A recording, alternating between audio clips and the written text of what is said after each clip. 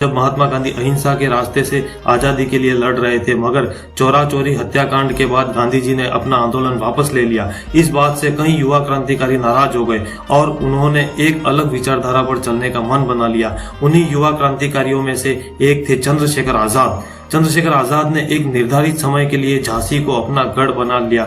झांसी से 15 किलोमीटर दूर ओरछा के जंगलों में वह अपने साथियों के साथ निशानेबाजी किया करते थे। अचूक निशानेबाज होने के कारण चंद्रशेखर आजाद दूसरे क्रांतिकारियों को प्रशिक्षण देने के साथ साथ पंडित हरिशंकर ब्रह्मचारी के छद्म नाम से बच्चों के अध्यापन का कार्य भी करते थे। वह धीमारपुर गांव में अपने इसी छद्म नाम से स्थानीय लोगों के बीच बहुत लोकप्रिय हो गए थे। झांसी में रहते हुए चंद्रशेखर आजाद ने गाड़ी चलानी भी सीख ली थी। भेष बदलने में माहिर थे। चंद्रशेखर आजाद का दूसरा नाम तिवारी चंद्रशेखर शर्मा भी था। उनका शरीर गठा हुआ था, जिसे भीड़ में भी पहचाना जा सकता था। उनके गोल चेहरे पर चेचक के दाग थे। उनकी बड़ी भावपूर्ण आंखें थी, जिन्हें देखकर कोई कह नहीं सकता था कि ये किसी क्रांतिकारी की आंखें हैं। उनकी आंखें किसी कवि और संत की तरह शांत और दिलासा देने वाली थी। बलिष्ठ शरीर वाले चंद्रशेखर आजाद की मांसपेशियां बहुत मजबूत थी। उनके हाथ लोहे जैसे मजबूत थे। वो दिन में लगभग 500 दंड बैठक लगाते थे। वो नाटे कद के थे। उनका कद 5 फीट 6 इंच। उनकी मूछें दोनों तरफ से ऊपर की तरफ मुड़ी रहती थी।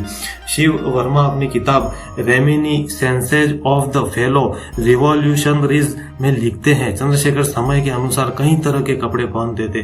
कभी कभी जब वो धोती कमीज और बंडी धारण करते थे तो लोग उन्हें उत्तर भारत का अमीर व्यापारी समझते थे। कभी कभी वो कुली का भेष धारण करते थे। तब वो अपने सिर पर लाल कपड़ा बांधते थे और फटे पुराने कपड़े पहनते थे, जिसमें से पसीने की बू आती थी। उनकी दाहिनी बाह में पीतल का बिल्ला इतना वास्तविक लगता था, कई बार लोग उनसे अपना सामान उठवाने के लिए कहते थे। कभी कभी वो कलफ लगी हुई कमीज, शॉर्ट्स, पैंट, हैट और बूट पहनते थे। उस समय कई पुलिस वाले उन्हें पुलिस अफसर समझकर सैल्यूट भी करते थे। जब वो केसरिया वस्त्र पहनकर अपने माथे पर बबूत लगाते थे तो लोग उन्हें सन्यासी समझकर उनके पैरों पर गिर पड़ते थे। अपने जीवन के आखिरी समय में आजाद अक्सर धोती और कुर्ता ही पहना करते थे, लेकिन कुर्ते के ऊपर वो जैकेट जरूर पहनते थे ताकि वो उसके अंदर आसानी से अपनी पिस्तौल छिपा सके। मशहूर क्रांतिकारी दुर्गा देवी लिखती है, आजाद कभी भी बिस्तर पर नहीं सोते थे। वो आमतौर पर जमीन पर पुराने अखबार बिछाकर उसी पर सो जाया करते थे। वो बहुत कम खाना खाते थे। उनकी रोज की खुराक थी सिर्फ 2 फुलके और गुड़ के 2 टुकड़े। अगर वो भी उन्हें नसीब नहीं होते थे तो 1 आने का भुना हुआ चना खरीद कर खा लेते थे। लेकिन जब उन्हें आराम से खाने का मौका मिलता था तो वो अच्छे से भोजन का आनंद भी लेते थे। उनको खिचड़ी बहुत पसंद थी। आजाद का निर्देश था कि सभी क्रांतिकारी अपना खाना खुद बनाएं।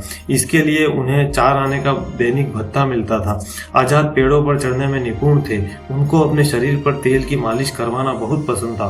वो खुद भी बहुत अच्छी मालिश करते थे। नहाने से पहले वो अपने सिर की खुद मालिश किया करते थे। बाद में चंद्रशेखर आजाद हिंदुस्तान रिपब्लिकन एसोसिएशन संगठन में शामिल हो गए, जो क्रांतिकारियों का ही एक संगठन था, जिसकी स्थापना राम प्रसाद बिस्मिल ने की थी।